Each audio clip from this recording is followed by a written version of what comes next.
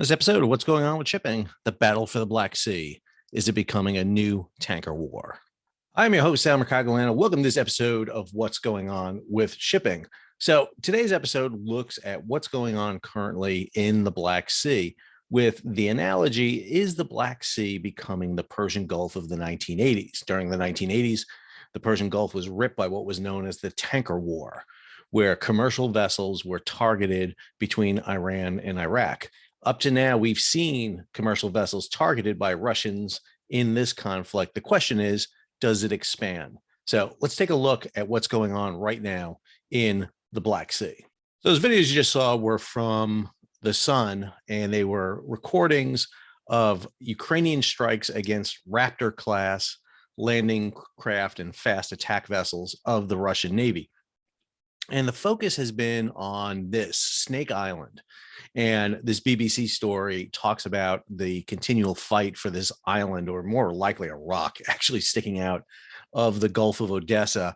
It has a lighthouse on board. It was the initial site of several Ukrainian Marines on board. And this island has become a focal point of attacks. Recently, there was an attack on a Russian resupply of the island by helicopter. We saw the helicopter destroyed.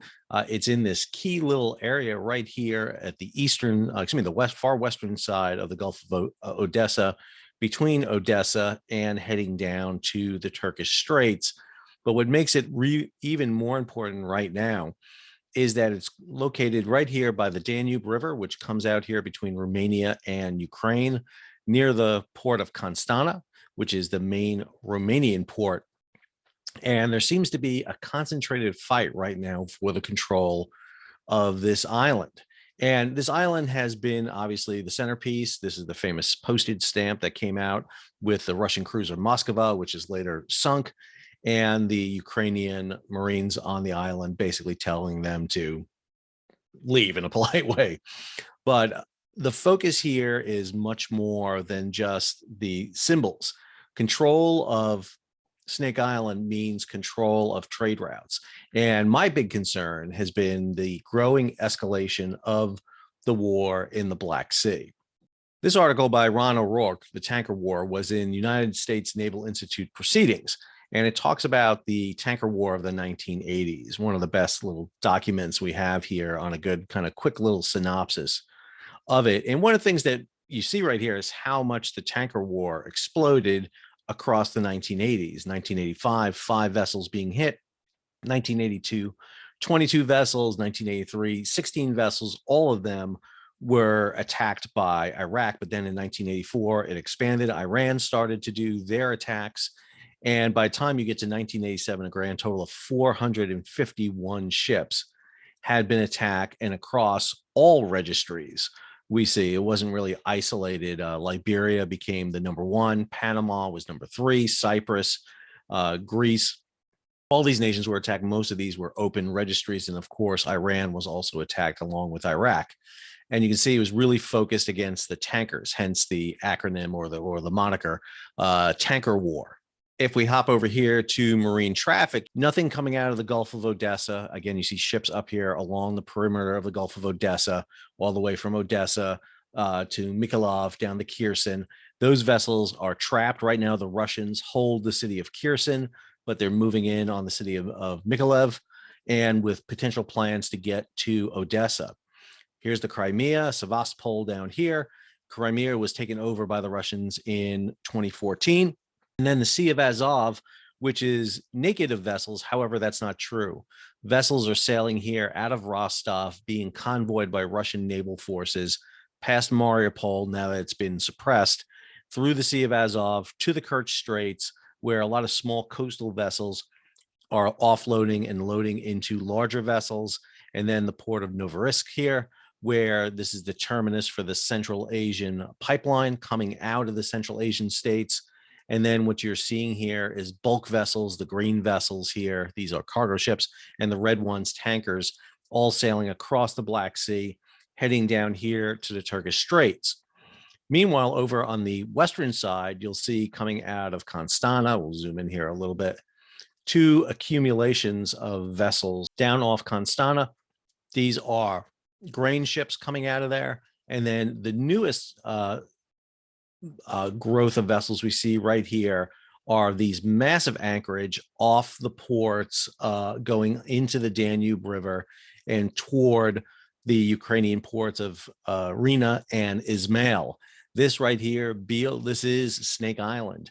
And if you look at the scale right here, 3 miles, 5 kilometers, you can see how close these vessels are to Snake Island.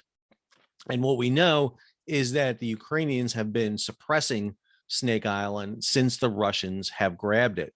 And what you see here is these vessels go into either the Danube or the canal system here up to these ports to load Ukrainian grain.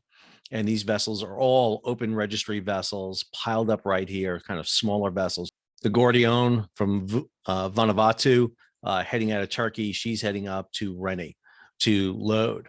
And obviously the issue at play here has to do with the Ukrainians being able to get food stocks out because of the loss of the ports. Again, look at the ports here in northern Gulf of Odessa. You'll see ships trapped in here.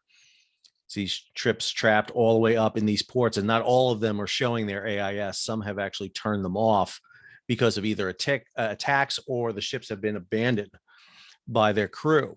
So that takes us to the position of what's going on with trade and what is being advocated right now. This story just came out and has been rocking the news. This is a Reuters story from May 14th. India bans wheat exports. So there were a lot of experts who got out there and said, just because Russia and Ukraine, or particularly Ukraine, isn't exporting wheat, it's not an emergency.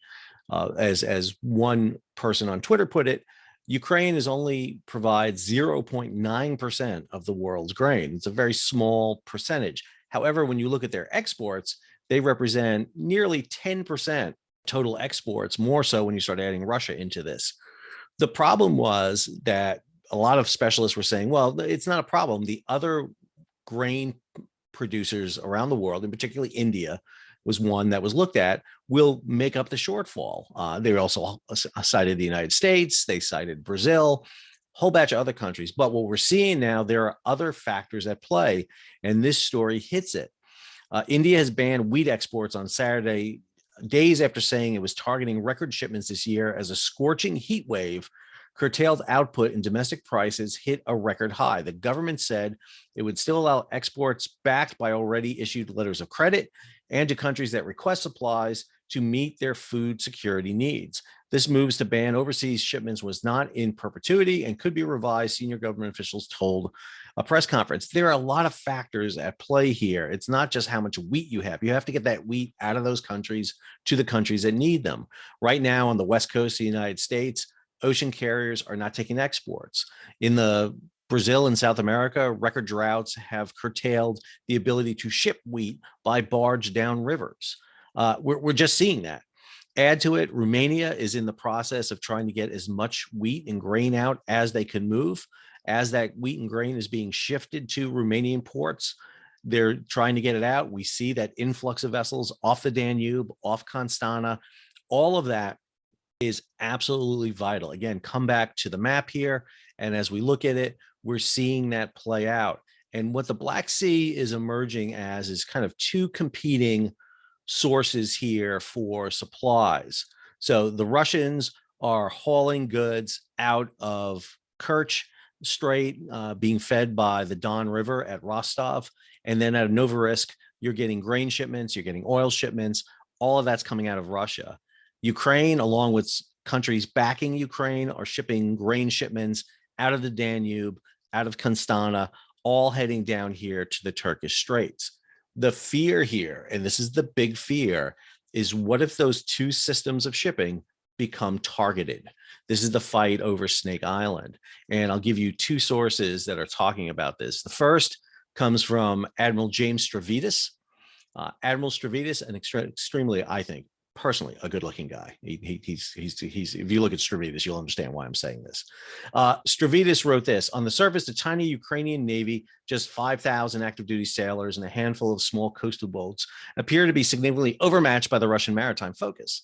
The Kremlin's Black Sea fleet consists of over 40 frontline warships. The Russians seem poised to cut off the Ukrainian economy from access to the sea. especially recreating the anaconda strategy U.S. President Abraham Lincoln used in the 19th century to choke off the Confederacy. But Russian success is hardly guaranteed, as the Ukrainians are proving as surprisingly stalwart at sea as they have been on land, already pulling off a handful of successful engagements against Russian naval forces. What does the maritime component of the Ukrainian war look like in the months ahead? Jump down here to the conclusion. The vast Black Sea is mostly international waters. NATO warships are free to travel nearly whatever they want, including into Ukrainian territorial waters, and its 200-mile exclusive economic zone. Conceding those waters to Russia makes no sense. Instead, look for them to become the next major front in the Ukrainian war. I will add to Admiral Stavridis this story from Admiral Fogo. James Fogo, another four-star admiral. He is the dean of the new Center for Maritime Strategy at the U.S. Navy League. He wrote this story in CEPA, Boiling the Frog, Russia's Growing Black Sea Aggression. And his essay here looks at the entire maritime strategy that the Russians have been doing in the Black Sea in this two-part article since the invasion of Georgia back in 2008, the annexation of Crimea, and now what they're trying to do across the Black Sea. My fear and my concern is how this relates to global shipping is this. If this conflict continues to grind, as it looks like it's going to do, as the Russians and Ukrainians fight over the region of the Donbass, as they fight over that connector land bridge between Crimea and Russia, and as the Russians drive toward Odessa and aim to cut the Ukrainians off from access to the sea, then as Ukraine is using the ports along the Danube and Romania to export their cargo, and as the Ukrainians are being very successful at sea, sinking the Moskva, pushing back Russian forces, neutralizing their impact on Snake Island, do the Russians start targeting these neutral vessels hauling Ukrainian grain? They've already hit some. We know that at the beginning of the conflict, we've seen vessels hit. We've seen the Estonian-owned vessel, the Helt, sunk in the Gulf of Odessa. We saw a Bangladesh ship in the port of Kherson hit, and a crew member killed on board. 2 had been killed on the Helt. We saw neutral vessels fleeing the Ukrainian ports get hit. And what if the Russians start throwing missiles at those Ukrainian ships? They're not Ukrainian per se, but they're loading Ukrainian grain, although some are owned by Ukraine. What if the Ukrainians counter that and start hitting those vessels coming out of the Kerch Strait, out of Novorossiysk, heading for the Turkish Straits? What happens if the Black Sea delves and devolves into the Persian Gulf of the 1980s? Remember, that pulled the United States into the conflict. In 1987, the U.S. was asked by Kuwait to start escorting reflagged Kuwaiti tankers. That pulled the U.S. Navy into the Persian Gulf. And some would argue it really kicked off U.S. intervention later on in that region going on. But we didn't do it till very late in the conflict, by which time hundreds of ships were being hit and sunk on a yearly basis. The question is, does NATO intervene now? The area of the Danube is Romanian waters. Do we defend Romanian territorial rights? What about these vessels that are flagged on multiple countries with crew members from some NATO nations on board? What is going to be the decision? What happens when Ukraine starts hitting Russian vessels in the Black Sea? How do they counter that? This has the potential to spiral out of control and make the Black Sea, much like the Persian Gulf, this little cul-de-sac of water, into a major arena of fighting. One of the big differences between the two is the Straits of Hormuz, with Oman on one side and Iran on the other side in the Persian Gulf, is much different than the Turkish Straits, which are controlled solely by Turkey under the Montreux Convention of 1936. But 3 NATO nations border those regions: Romania, Bulgaria, and Turkey, and then, of course, you have some other nations, Georgia, Ukraine, and Russia in that area. And some nations who aren't even bordering the Black Sea use the Black Sea for their trade routes, ships coming down the Danube from Central Europe, for example, and some of the Central Asian states via the Caspian Sea Canal. So, interesting story developing, something we need to watch, and how economic shipping attacks could all of a sudden elevate the Russia-Ukraine war into a larger conflict. If you enjoyed today's video, take a moment, hit the bell so you'll be alerted about new videos as they come out. Subscribe to the channel, give it a thumbs up, leave a comment, share it across social media. And if you can, head over to the Patreon page and support the channel. That allows us to do videos like this and bring this to you. Till our next episode, Sal, signing off.